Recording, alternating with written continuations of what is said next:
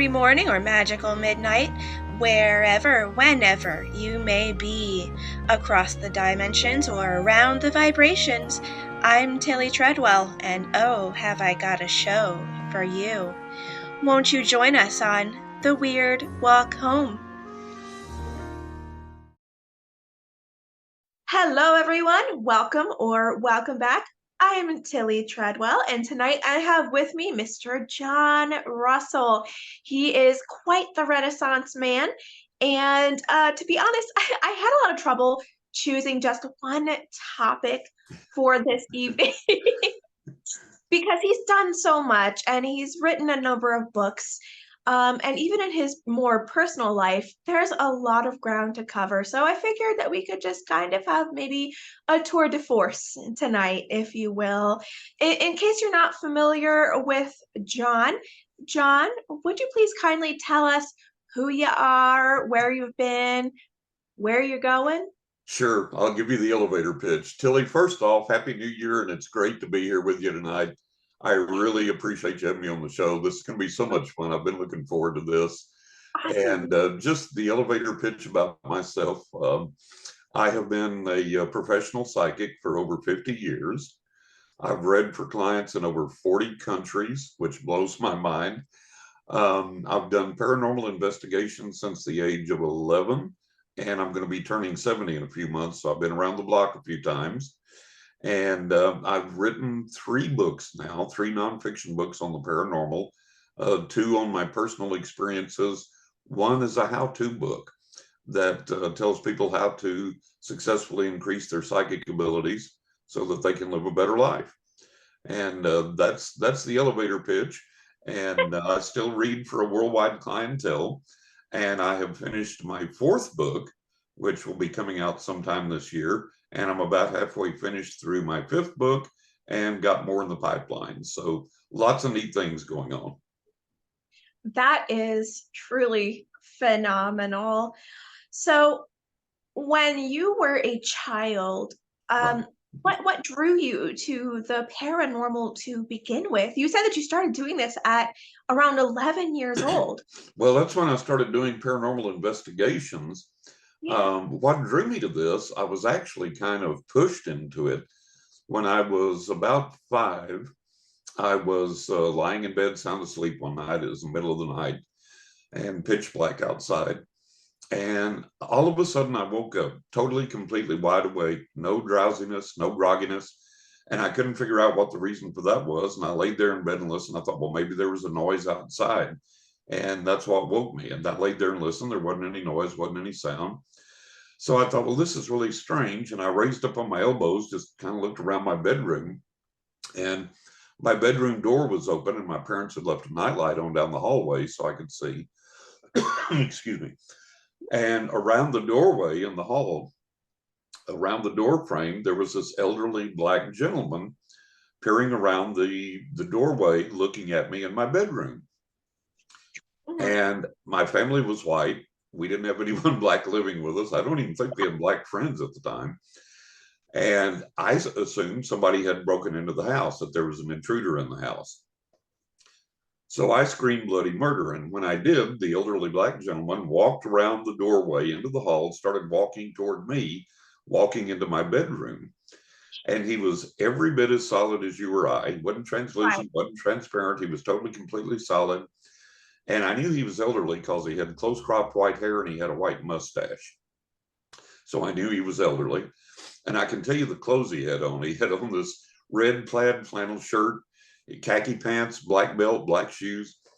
And as he got closer to me, I screamed bloody murder again. The lights started coming on the house. My parents started to come running, and he began to disappear. He got translucent, then he became transparent, and then he vanished. And my parents got into the bedroom and they were trying to comfort me. And I said, there's somebody in the house. Go look, there's somebody in the house, even though I'd just seen him vanish.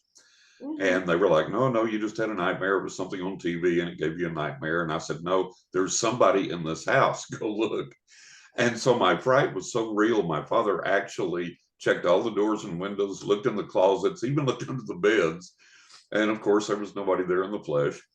And so I realized I couldn't have articulated it. I'm 5, but I realized I had just seen my first ghost. Oh, wow. Yeah. So I'm like, okay, why did this guy come? What did he want? Is he going to come back? Is he going to want me to do something scary? Is he going to want to sit on the bed and talk to me? What's going on? So it took me forever to get back to sleep, and my parents left the light on for me, and so on and so forth. So for the next several weeks, I'm looking over my shoulder a lot and having a real hard time going to sleep at night.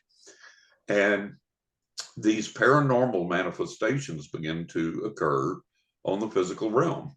I begin to experience these paranormal manifestations. And all of a sudden, everything clicked. And once again, I couldn't articulate this. I couldn't have said this to anybody this way. But intuitively, I understood that the old black ghost had come to open up this portal of these experiences. And for Hmm. some reason, these experiences were going to be extremely important in my life and eventually in other people's lives. So after that opened up the portal to this, then I discovered that I had become psychic, or this psychic gift that I had was activated by this experience. And the way that came about, I was out in the backyard playing with a toy, and I guess I was getting close to 6 by that time. And this car pulled in the driveway, and it was people I didn't recognize. So I ran the house, got my parents, and I said, "There's a car pulled in the driveway, and I don't know who these people are." And I said, "Okay, we'll come out and see." So they came out and they said, "Oh, these are friends of ours." And I had never met the people, I didn't know them. So they got out. They were standing on the sidewalk talking to my parents, and I was goofing around with my toy. And I walked up to them and I stood there looking at all of them a minute. And I said, "You folks have just been on vacation, and you drove that car that's sitting in the driveway, and you have 2 kids. They're not with you today, but you have 2 kids, and you took them on this vacation. And you stayed at this hotel that had this many floors, and it was painted this color. There were these Hmm. trees that looked like this out front, spaced at regular intervals. Back around the back was the pool area, and it was painted this color, and it looked like this." And the lady, she looked at me, literally her jaw was agape, her eyes were bugged out, and she looked at my parents and she goes, "How the hell could he possibly know this?" And my mother and my father were taken aback, and my mom said, "Well, kids and their imaginations." And she goes, "No, no, no, this is not kids and their imaginations. How the hell could he possibly know this?" And my parents didn't quite know what to say. And she goes, "That's what we came to tell you today. We just returned from vacation. We drove our car. We took our 2 kids. The hotel that we stayed at was exactly like John described. How the hell could he possibly know this?" And my parents were like, "John, go play." And I was like, "Okay, nice to meet you folks." And off I ran. And it scared them so bad they never came back to visit my parents again. So that's when I discovered that I had this psychic gift, and I could see into Oh, people's lives, and I could tell all these things. And as that began to develop and grow, I wanted to see what I could do with it. How far can I take this? How good sure. can I get? How much can I Sure. learn? And Mhm. so that's when I started reading everything I could find, studying everything I could find. By the time I reached the age of 11, I was doing paranormal investigations as well as all this reading and research. And I started doing psychic readings for friends and family then around the age of 15. And by the age of 18, I had become a professional and started reading professionally. So that's how it all started. I mean, I think that that's a pretty magnificent beginning into all of this. It And was. sometimes I wonder if um, human people who have passed on and or other non-human people come to human children and give them experiences as what you've described when they're little Mhm. to provide the experience that would be necessary to get them onto their life's journey. And I wonder if that's a form of karma fulfillment. What do you think? I don't know. It could be. It's I just felt like what you're describing, that the old black ghost came to say, "Okay, this guy has these gifts. We've got to awaken this. We've got to start this. We've got to open this portal. We've got to activate this." And after the initial fright, excuse me, which I chalk up to being a 5-year-old kid and thinking an intruder was in the house. Sure, After sure. that, I've never been afraid again. I've never been scared again by anything that's happened. And I've experienced way over 1,000 paranormal manifestations. Other people have witnessed them with me. We've caught them on film, we've caught them on video, we've got them on audio recordings. and I've never been frightened again. So to me, growing up with this gift, it always felt like a blessing to me. It always felt like something like a gift that was given to me. And it's made my life better, and it's enabled me to make thousands and thousands of people's lives better through the psychic readings that I've given them, being able to instruct them and guide them and help them. And then becoming an author, writing these books and getting them out there, I get wonderful feedback from my readers telling me, how much they appreciate the books, the understanding it's given them, the fear that it's taken away from them, because I Yeah. write in a very practical manner, and I don't go in for this "there's a demon behind every bush" nonsense, and I don't go, into Uh-huh. the Yeah. paranormal and the psychic realm is dangerous and malevolent, satanic. That's all nonsense. And so I bust all these myths for people, and that's been a big help for them and a big guide for them. So for me, this has just been a huge blessing in my life all the way through. I'm really happy to hear that. And I do agree with people who say that your books are easy to digest and they appeal to more of the everyday, you could say, common mind. Right, right. Um, I'm I'm terribly busy right now, but when I do have moments, I have sat down and leafed through each of the books that you've sent me. And I Oh, agree with wonderful. yeah, I really like the way that you use language Thank to you. Thank convey you. even, you're most welcome, even more complicated subjects. Seems Yeah. like me that you're good at distilling them down to the essence and then putting them into fair and common language. Yeah. Um, but it doesn't That's the feedback that I've gotten. And what I try and do Mhm. is I want to write like I talk. And I've been Yeah, successful with that because people have yeah, said, I feel like that I'm sitting across the table from you, having a drink and having a conversation. I And agree. that's the absolute best feedback an author can get. And also, just exactly like you said, I tried to take all the gobbledygook and the jargon and the rigmarole away from everything, distill it down to its simple essence, and say, okay, you don't have to learn any fancy language. You don't have to try and understand any fancy jargon. You don't have to jump through any hoops. If you want to learn how to do these things or experience these things, here's how it is, cut and dried, basic and simple. Hmm. And that was an outgrowth, basically, of over the years, especially the third book, 20 Ways to Increase Your Psychic Abilities. That was an outgrowth over the years. My clients would always ask me during readings, what can I do to increase my psychic abilities, to get guidance from the other side, to make my life better, to do these things? And so I would tell them things that the other side had taught me that I knew worked. And I would give Good. them that information in the readings. And finally, it dawned on me, it's like, I could write this in a book, Yeah, and everybody can have this, and they can refer to it as often as they need to.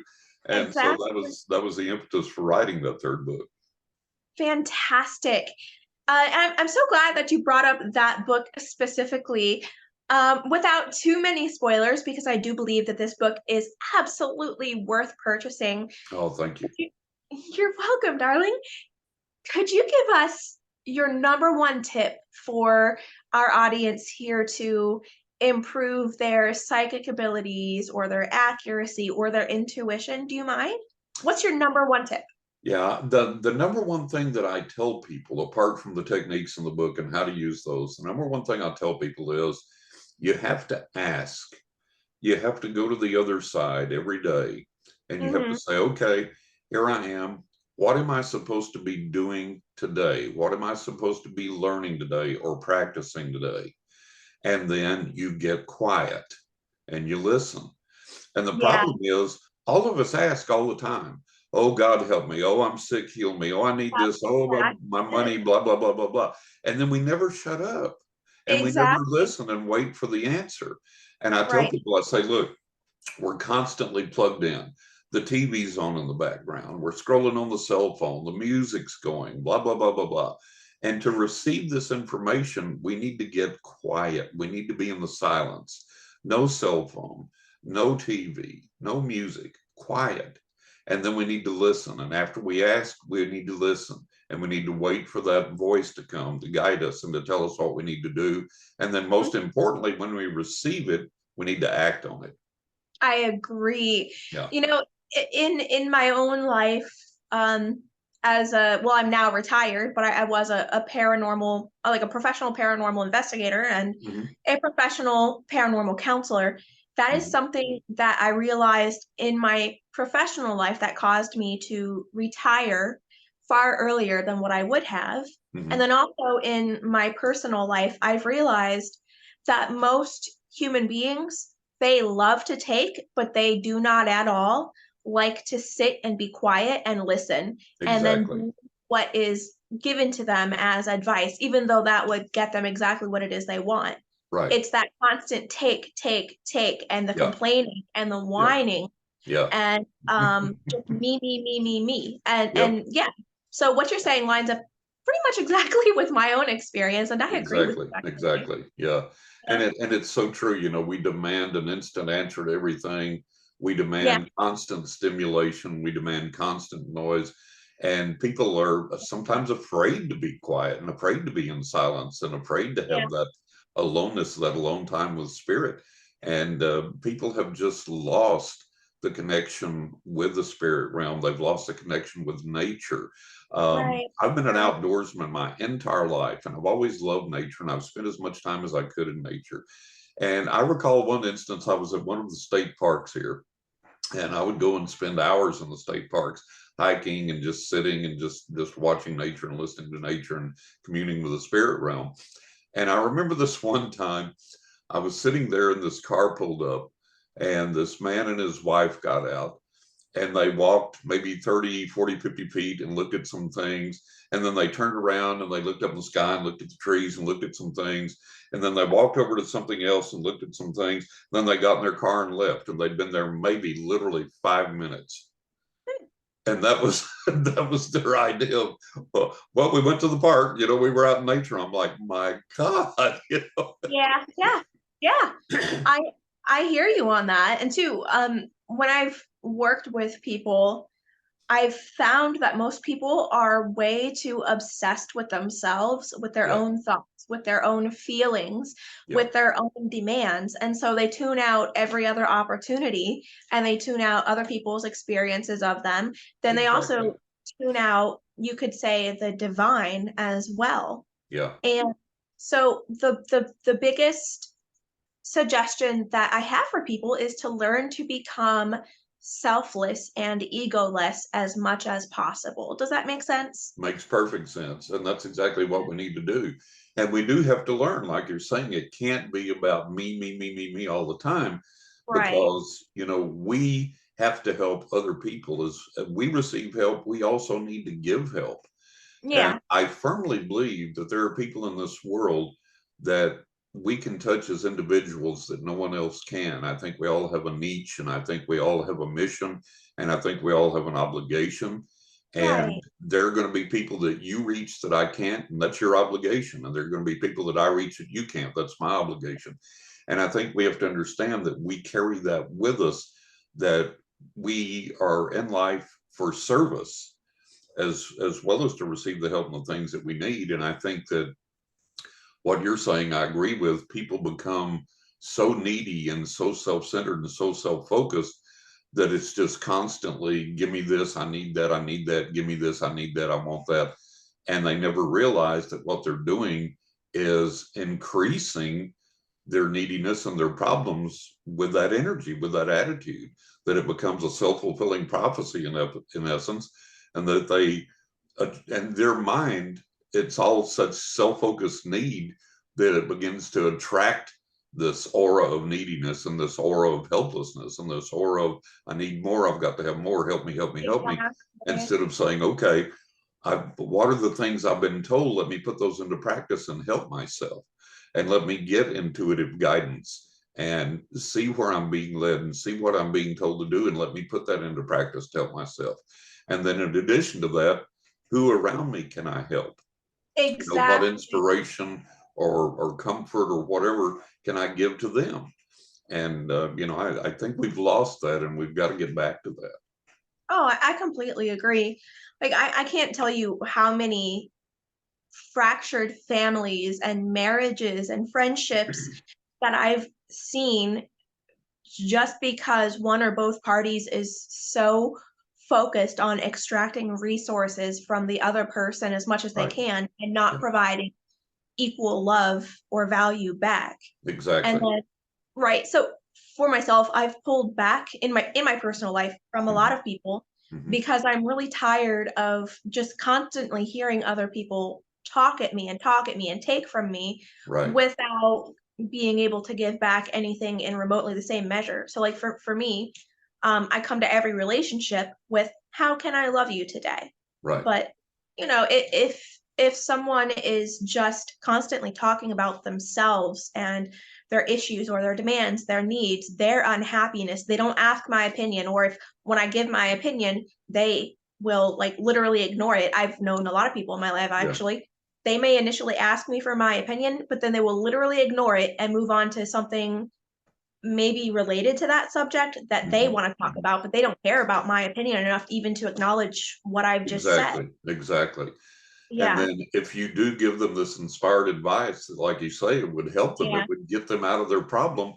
They ignore it and they won't act on it, you know? Yeah. And Selfishness. it's been my experience. One of the most frustrating things for me is I have known several people in my readings that they would go from the psychic to psychic to psychic to psychic Yeah. until they found somebody that told them what they wanted to hear. Yes. You know, Yes. it's like, Yep. excuse me, it's like, the idea is to come when you're searching for spiritual guidance. The idea is to come with an open mind and an open heart and the dedication to say, okay, even if this is not what I'm hoping for, even if this is not what I'm hoping to hear or what I want to hear, if Bingo. I get this internal tick that tells me, okay, this person's telling me the truth, then I need to accept that and I need to act on that and I need Yeah. to do that. And Yeah. it's very frustrating when clients won't do that. And I also get tickled when I talk to psychics that say they can't read for themselves. And I'm like, yeah, you can. You just don't want to hear what's coming. you know, you just don't want to deal with what you're going to be told. In that regard, some people are as bad as everybody else. Oh But yeah.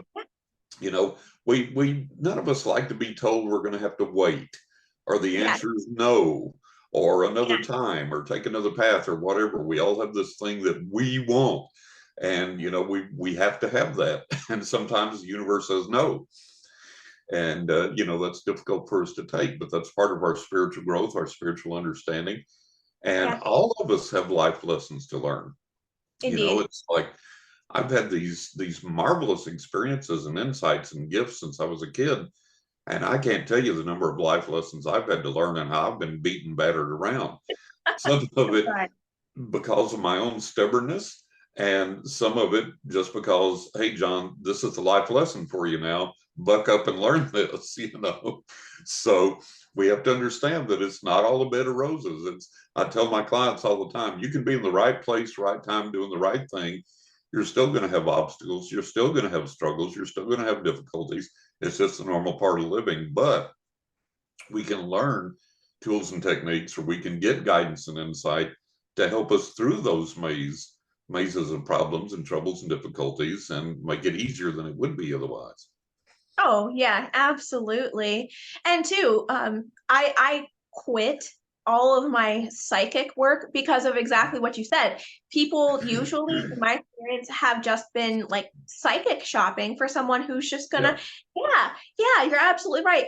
And a lot of people would come back to me over and over and over again, and they would pay really good money Hmm. to me to get my intuition. But when it came down to actualizing the game plan, Yeah. they wouldn't do it because it required them to make change and to be less Exactly. self-centered. Yeah. And I realized that I was just kind of like an emotional punching bag in some ways, even though Hmm. I was being Hmm. paid to be there. But for me, it was so draining because I was just listening to this person complain every single week Yep. about the same problem. Yeah, you're laughing. You know exactly what I'm I talking know about, don't you, exactly brother? what you're talking about. Been there many, many times, and I Huh, empathize. I understand it's exactly. brutal. And it's so frustrating because, like you say, you see these people and you say, okay, here's a path, here's a solution. Yeah, And they're back the next week and it's the same problem. And have you instituted this? Did you do this? Well, yeah, no, and there's always some excuse why that they exactly. haven't done it, and then they just continue in the same path with the same problem and on and on and on. And there have Right. been a few people I've had to discharge as clients over the years because of that, because it's like, look, I've given you the help, I've given you the answer, you're not doing it, you're not trying, you're not helping yourself, you're not taking the advice and instituting it into your life. So there's nothing more I can do for you. The answer is not going to change. Mhm. The other Right. side's not suddenly going to say, oh, all your problems are gone and you're winning the lottery and everything's okay now. It just doesn't work that way. Oh, yeah. My favorite quote ever is wherever you go, there you are. Yeah, exactly. You always take yourself with you. Yeah. Yep.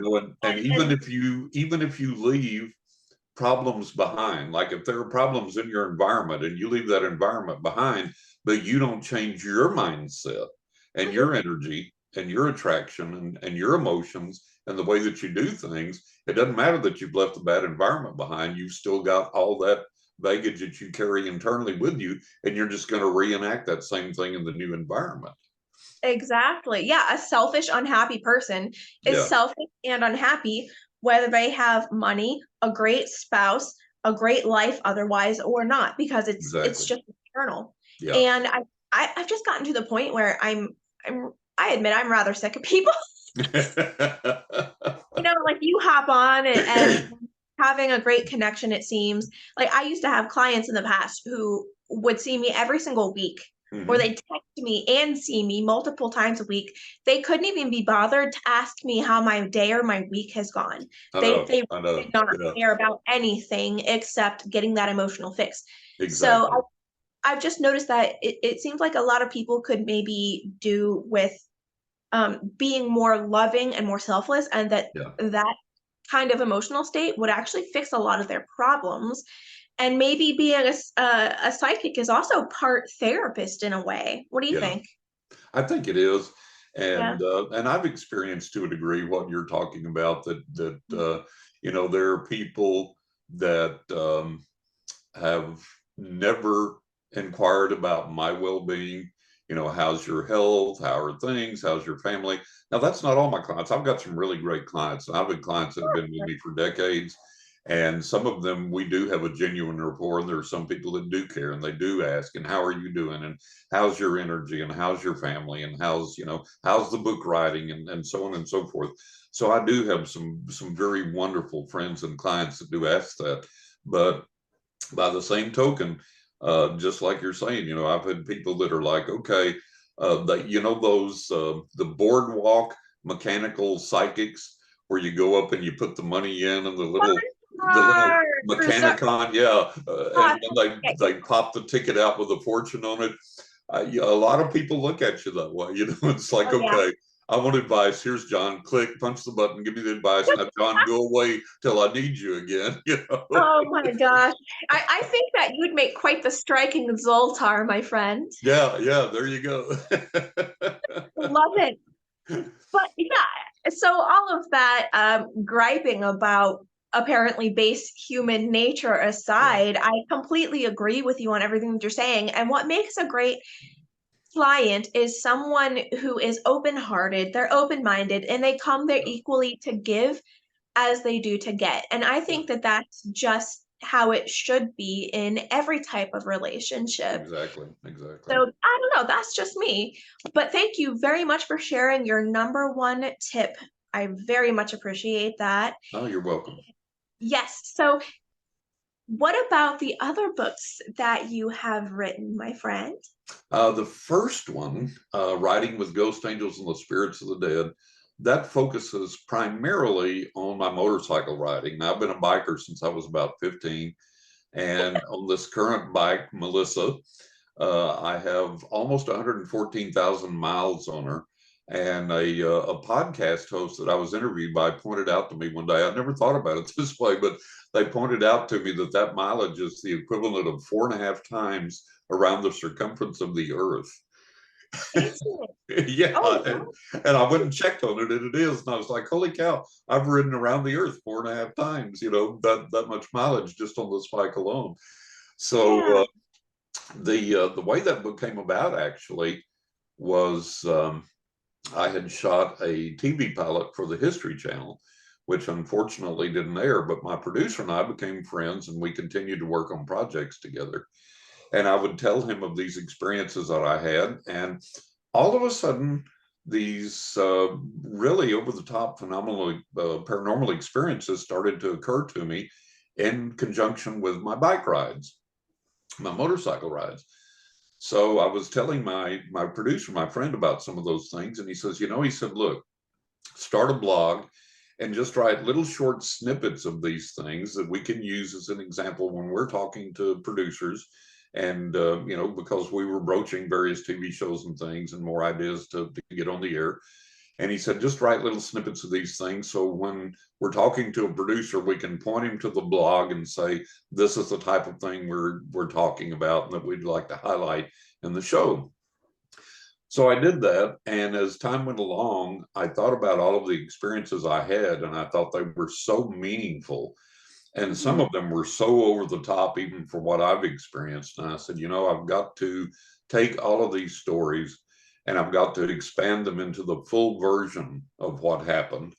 And then I've got to collect them and put them in a book and kind of leave that as my psychic legacy. All And right. so that's what I did. And that's how that first book came about. And then the second book was just kind of a normal follow-up for me. It was something I had been working on for a while and had never really done anything with.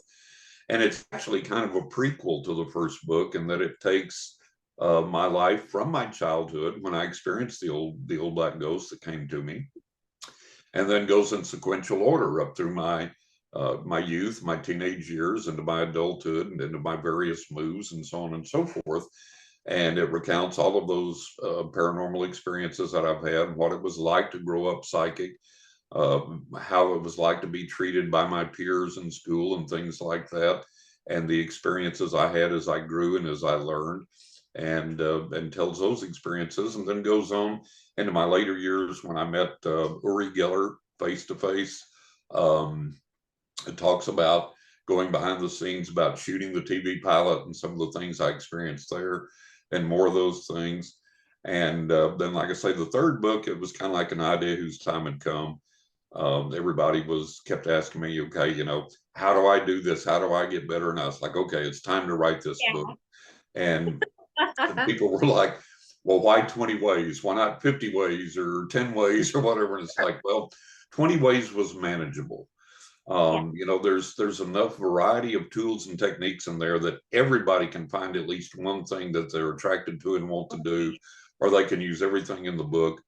And I made it simple. I made it where you don't have to know anything at all. I take you by the hand, lead you step by step as to how to do everything, how to practice it and get good at it, the real world application of it. And I thought, okay, 20's enough. And sure enough, the feedback I've gotten is like, wow, John, this is really good, but it's like a textbook. It's like I Yeah. really have to study this thing and I really have to pay attention to it and I have to come back to it. And people are telling me, okay, I've used the techniques and they work. And I'm coming back to the book and I'm coming back to it and I'm rereading it. I'm studying it again. I'm studying other techniques. I'm using Exactly. other techniques. But excuse me, that was the greatest feedback about this book was people are telling me, hey, I've tried this and it works. The techniques work. It's working for me. Yeah. And so then the fourth book that I've finished that's going to come out this year, it's a return to more true paranormal stories from my life, my own life experiences. And likewise, the fifth book is the same, but each book is different in tone. I mean, like A Knock in the Attic was different in tone than Writing with Ghost Angels and the Spirits of the Dead. Yeah. My fourth book is titled The Crying Tree and the Magic Rock. It's different in tone than all the others. The fifth book is The Cansack Ghost, and it's different in tone than the others. And so they all include true paranormal experiences that are just as exciting, just as amazing as in the first two books, but different perspectives, different insights, different lessons learned. And in particular, in my fourth book, I don't, any avid reader will know Robert Fulghum, the guy that wrote Everything I Need to Know I Learned in Kindergarten. So I Aw. loved his writing style, and I wrote kind of reminiscent of that style in the fourth book about some of the paranormal experiences I had, some of the life lessons I learned, what they meant to me. So it's not a change or a departure from the way I've written or subject matter, but it just gets a little bit more philosophical in that vein about some of the paranormal things that I've experienced. And it's a lot of fun. It's a growth for me, and the way that I've written while staying true to my voice. So, Sure, sure. so that's fun. And then, like I say, after these are out, there's more in the pipeline. There's more to come. So having a lot of fun doing that, getting a lot of good feedback, enjoying it, and just going to keep writing as long as I can. I love that. I love that very much. And I think you're really good at it. I think that you should Thank you. keep going. Thank you. Yeah. And with all of the experience that you've had, with all of the professional accomplishments that you've had, I think it sounds reasonable to expect that any psychic instruction book that you write is going to be more like a textbook. I think that it's Yeah. just so Yeah. fitting. Yeah, it really is. And my wife called it a psychic toolbox. She said you can reach in and get the tool you need for whatever you're undergoing at the time and apply the tool to it. I said, oh, that's a good analogy. So it's been called a psychic toolbox, a textbook, Yeah. a number of things like that. So I think that's indicative of how helpful it is to people. Ooh, I think it could be really cool if one day maybe you could take your wife's idea and expand on that, like writing a young adult book, maybe Oh that yeah, has different sections, like in a toolbox with different right, tools in each type of chapter grouping, you know? right, right. I don't know. I don't know. That's Maybe that's interesting. That's interesting. yeah.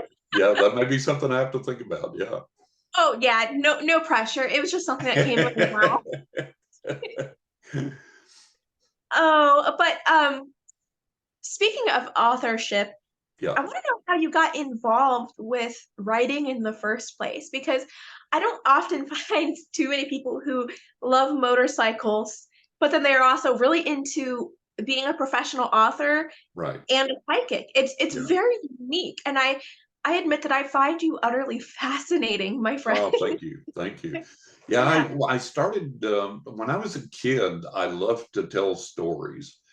And Okay. I would make up stories even when I was very, very young. And I loved to be a storyteller. Mhm. And as I got older in elementary school and in junior high, I was I would write these short stories, these little fiction short stories, and make up these wild, imaginative worlds and various horror stories and things like that. And my English teachers would read them and go, "You have a gift for this. You need to write. You need to really work on this, and keep at it." And so as I got older, I kept writing, and I had a few things published here and there in various magazines and this, that, and the other, but had never really found the voice to sit down and write a book.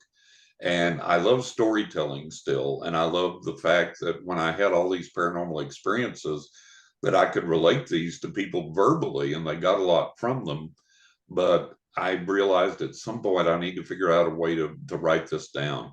And I took writing classes. I did writing classes, and initially with the idea of writing a novel. And I had this novel that I had kicked around in my head forever and ever and ever, and just couldn't get the thing to work. Just couldn't get it to Yeah. coalesce.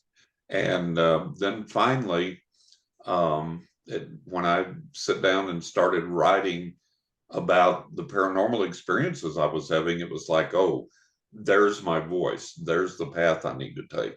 This is what I need to do. Yeah. So then I started in that direction. And I've had people ask me, they say, well, are you eventually going to write a novel, maybe something with a paranormal overtone?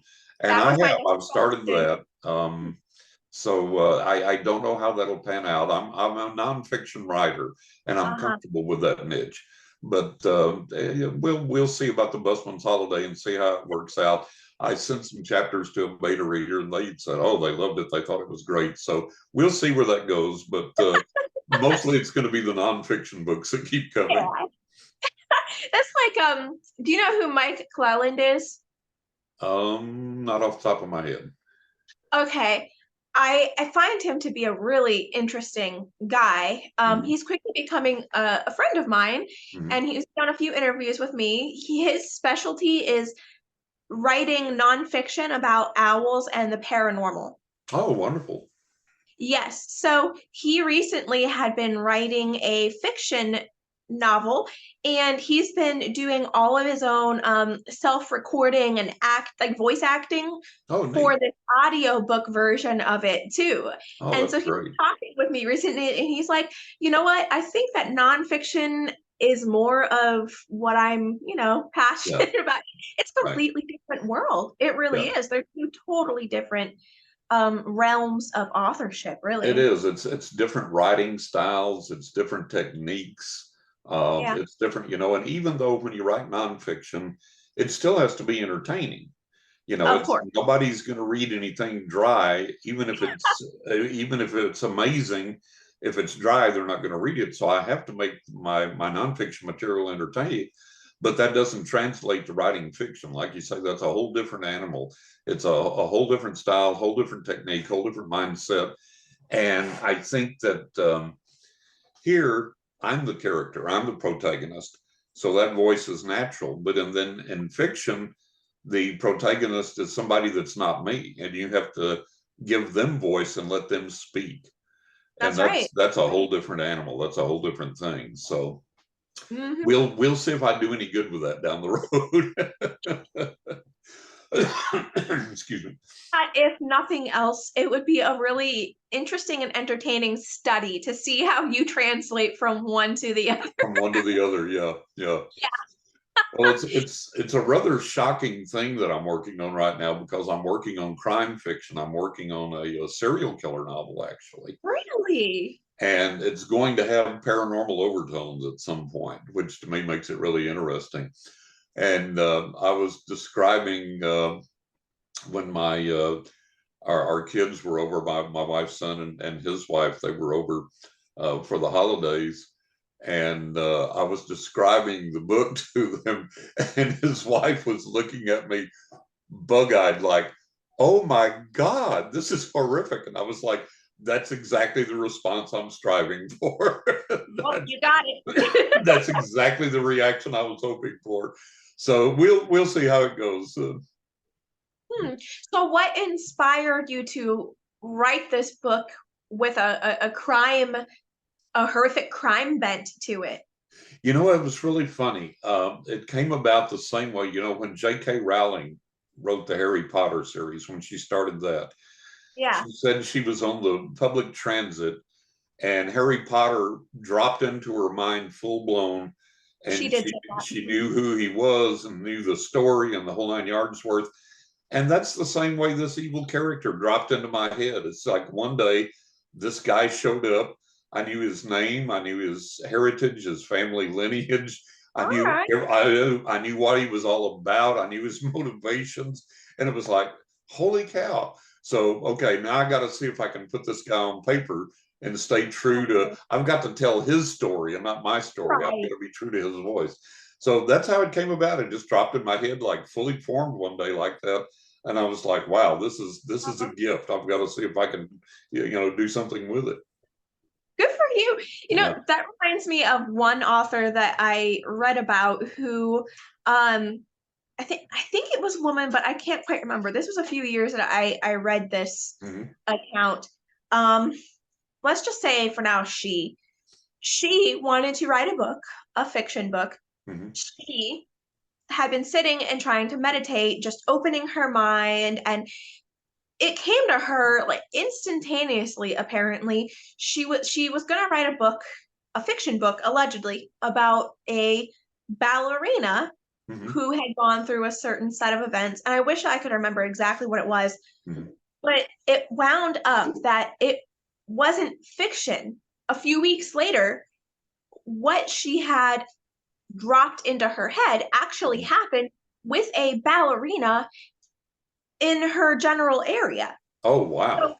So sometimes I wonder if authors aren't picking up maybe on alternate timelines or Yeah, alternate universes. precognitive things. Yeah, yeah. Yeah.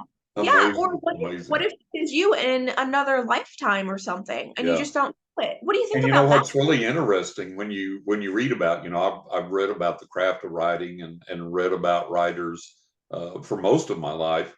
And the amazing thing is they will say that editors and agents from publishing houses and from from Hmm. agencies will say that it's not uncommon for writers in different parts of the country to come up with the same idea at the same time. That's the 100th monkey Yeah, um, theory. Are you yeah, familiar? Yeah. yeah. So it's really amazing, and they say that there's been instances where agents have received from their various clients, they would receive, you know, Yep. the same idea in a manuscript from two different clients they represented or whatever. And it was like, wow, that's amazing. So I think that sometimes the universe drops all these things out there and they may drop them to multiple people and say, okay, who's going to do something with this? This is something that needs to be expressed. It needs to be Yeah. out there. This entertainment needs to find voice. Who's going to run with it? Yeah. And I, I I think it happens that way. Yeah. yeah. I think I think that there's some kind of quantum lottery going I on. think so. I think so. I really do.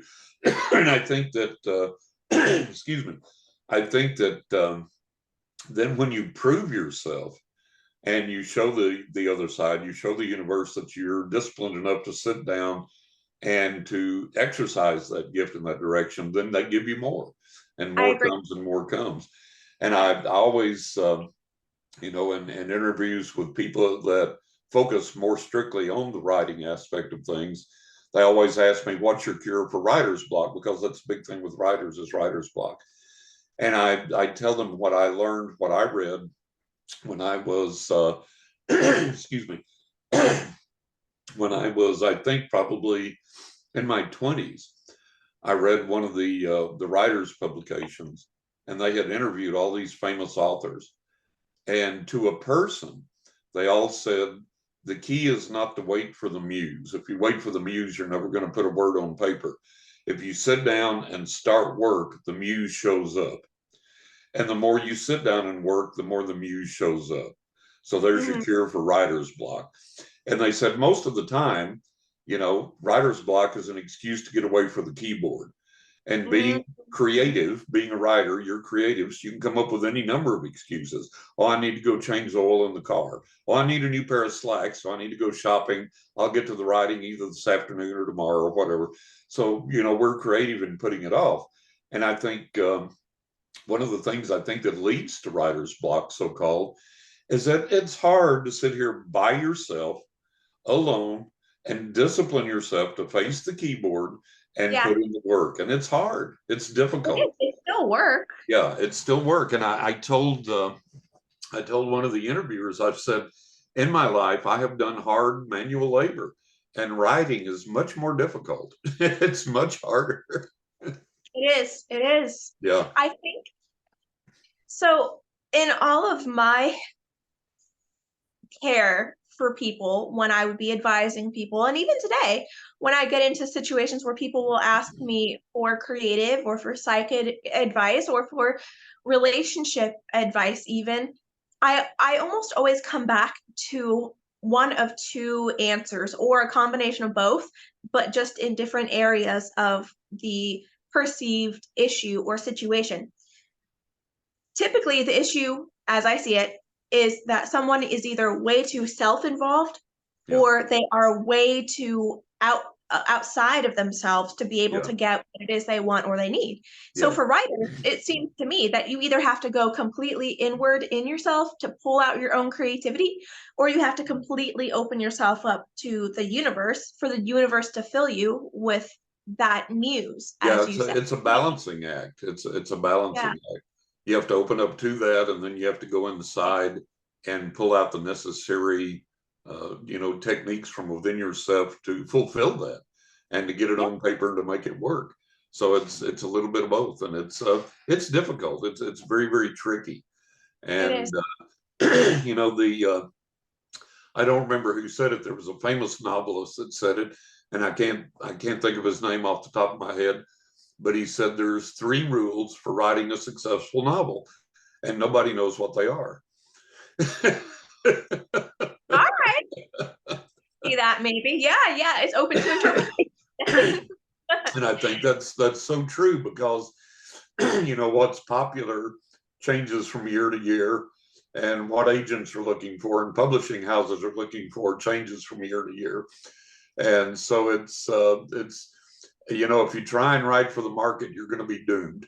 You know, Oh my you have to God. find your voice, you have to find your niche, and you have to be Yeah. true to that, and that's what you have to Yeah. write for. And if you do that, you know, you eventually find the success you're looking for. Oh yeah, I completely agree. And Yeah. I noticed that you're coughing a lot. Do you need a break? No, I'm good. It's allergy season forever here in Florida, and everybody is having terminal grief forever, and Uh, it's just yeah, it just doesn't go away. fair enough. You're in Florida too, huh? Yeah, yeah. I don't know why. I thought you were up somewhere north. We used to live up north. We used to live up in New York, but we've been here in Florida almost a couple of decades now.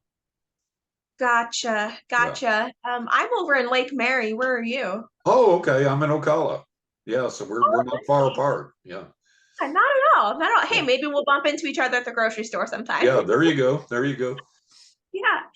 So if you were to write um one masterpiece, if you had one masterpiece left in you before you go home, Hmm. what would it be about if you absolutely had to choose?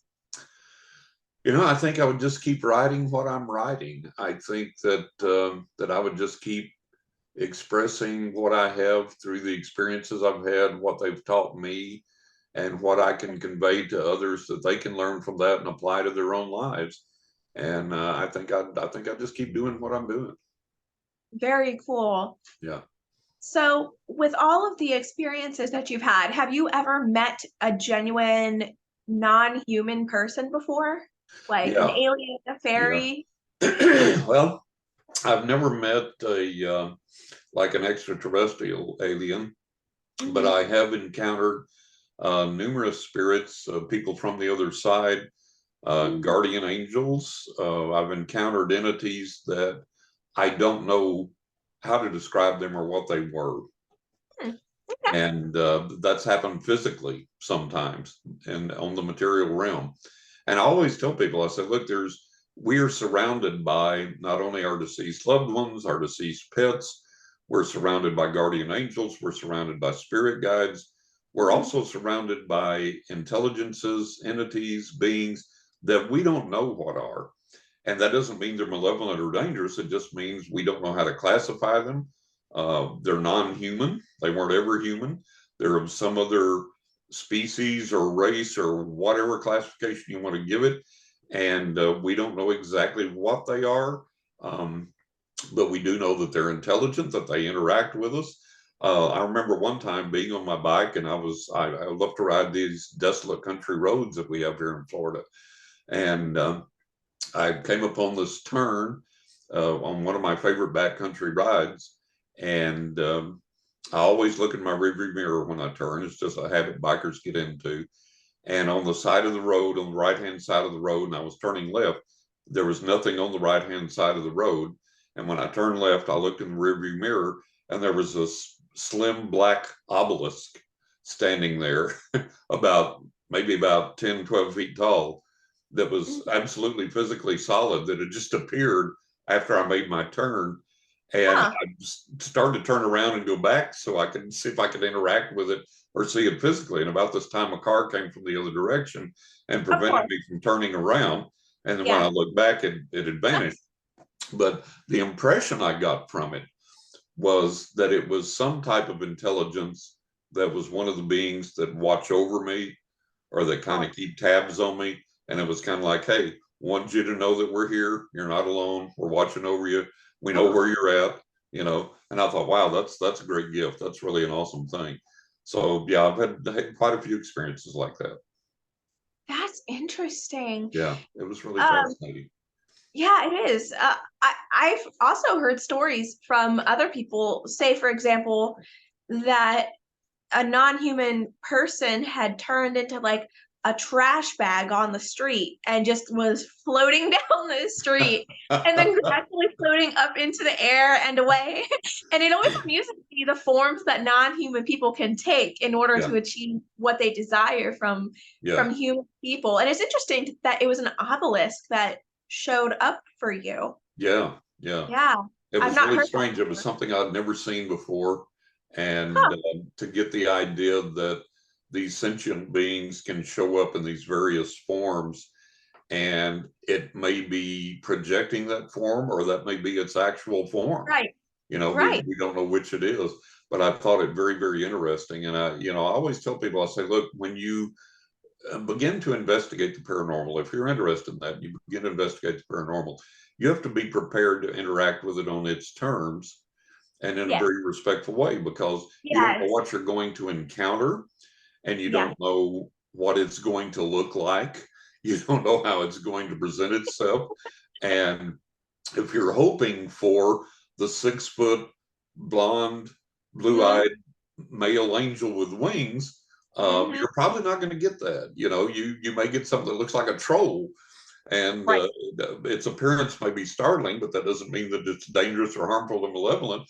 That's just what it is. And after my own heart. Thank you, John. Yeah, Yeah, I completely agree. And so when I deal with human beings who think that um like all aliens or poltergeists or even the energetic empath parasites who are non-human, when they think that everything that's not so-called angels is a demon, I get very right. frustrated, Yeah, that frustrates me no end. I've just Yeah. I watch these so-called ghost hunting shows, and Mhm. everything's a demon and everything's dangerous and everything's malevolent. And I've done hundreds and hundreds of paranormal investigations. I've never been scratched, bit, kicked, hurt, hit, threatened, or anything else. And it's like, we have to understand, people need to understand that recently, some of these ghost hunting shows are being called out for faking evidence and for faking Exactly. events and for faking things. And Yeah, people need to understand that what they're seeing on TV is not an actual representation of what it's like to be psychic or to be a paranormal investigator or to interact with the other side. It's not that way. no. And And I then, think, oh, I think okay. excuse me, I think the biggest pet peeve I have is when these big burly men go into a place and demand the ghost show themselves, and when it does, they scream and run like little girls, and it's like, what are you doing? That's what you're there for, is to get that interaction. Why are you screaming and running from it? I mean, it's just such nonsense. It's just Mm, such silliness, and it casts such a bad light on the paranormal realm and on psychics and on the true investigation, the things that you can do and the interactions that you can have. It casts a bad light on that, and so that's been a bugaboo of mine for a long time. that's funny. I'm right there with you. Yeah. And as far as the obelisk goes, I wanted to say that conjured up a memory of my own. Um, and this is just my standard disclaimer, everyone. Mhm. I could be misled. I could be crazy, so don't listen to me probably. I'm just a chick in a dress in front of a tree talking weird stuff, and I could be nuts. Okay, so now that my butt has been covered, I uh, I believe that I have pre-birth memories where I was non-physical, technically speaking, as far as human people understand physicality, Right. but I had visited Earth in this quantum form, essentially, Mhm. and I had hidden myself in objects, physical objects, and was peering out into the physical world, really Wow. excited to be here. Yeah. Wow. So Amazing. Amazing. for example, my family, super old-fashioned German and Irish people. Hmm. And the German people traditionally they love handmade cuckoo clocks, right? Right. Right. Okay. my grandma had a collection of clocks that she brought straight from Germany because Hmm. she was an immigrant to America in the early, I think, like 1920s or so. Right. And she had this one clock that hung in her dining room. And the dining room, she didn't really use very often. So it was already kind of like a clean liminal space energetically. Hmm. But I would hide in this cuckoo clock at just random hours of the day or the night. And when the cuckoo door would open, when the little bird Hmm. pop out, I would peek out around the corner to look at the house because I was just so excited to be coming to Earth and that I was going to be spending a lot of time there at that house. I was Wow. so that's one of my core very early childhood memories. Right. Right. That's amazing. That's amazing. I've not encountered very many people that have those kind of pre-birth memories. Hmm. And that's amazing. That's astonishing. And I think that people, like you say, people look at you and they go, "Oh well, this person's, you know, gone around the bend or whatever." And I think Hmm. that people, obviously there are people that are around the bend, or they're faking things, or they're Yeah, misinterpreting things, or making up things. But I sure. think that I always tell people, I say, look, just because something can be faked or misinterpreted or misunderstood doesn't mean that the real doesn't exist. Correct. And we have to make allowances for that. And I mean, I don't discount anybody's experience unless the other side immediately, my psychic gift immediately tells me, this is BS. I don't Right. immediately discount anybody's experience because of all the strange things that I've experienced and that I've had. I mean, you read about the things I've experienced in these books, and it's like, people that write fiction couldn't make this stuff up. I mean, it's like, it's incredible, No, right? but it's absolutely true. And in a lot of the cases, there were other people that witnessed it. Exactly. So, I always try and get people to get an open mind. And I think that in the past years, and I want to get your opinion on this and see if you would experience Sure. kind of some of the same things. In the past years, the pendulum always swings the other way. Of course. And in the past years, it seems to me like that psychics and the spiritual realm, paranormal activity, has increasingly come under fire, and people have been more resistant to it, more hostile to it, and been more mocking of it than they have been in years past. It seems like that pendulum swinging the other way. And other people have noticed that and commented on it. And I wondered if you had any experience like that as well. Oh boy, you are asking me questions that are not on my PR list, my friend. Oh goodness. Okay. Oh, I agree with you. Yeah. And I think, oh man, I think that largely the people who are, ooh, oh my God, how do I word this? Openly and honestly. Me a little bit. All right, so I think that the people who are largely skeptical or mocking of this stuff at this point, I think that they really have some good reasons to, Hmm. because like you said, we have on TV these people who are being exposed for fakery, Yeah. or they're straight up narcissists Right. who are just using this stuff for resource mining. Yeah. But then, Yeah. oh my gosh, just on my Facebook last night, I there are some men, I will not call them gentlemen. Right. There are some men in the paranormal sphere these days who they will have a whole profile on social media set up that advertises them as being a professional paranormal investigator, right? Right. So the base, their entire profile is written around this type of identity. But then they will also put on their sexually explicit content Oh, yeah. and photos. Yeah. Yeah.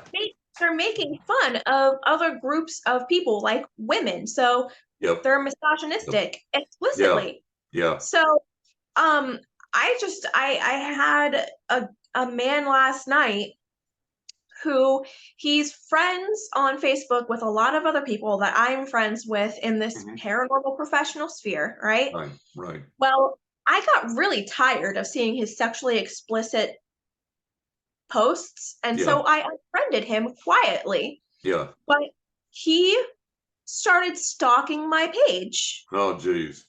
instead of just letting well enough alone. So he Right, started right, liking all of my posts or laughing at the one post that I had to put out there. And I didn't name names on this right, post. I, right. I just said, hey, you know, I Mhm, don't prefer mhm. to see this type of post. So Right, therefore, I am unfriending some of the people, or no, I'm unfriending all the people who consistently put out this type of material, right. namely men.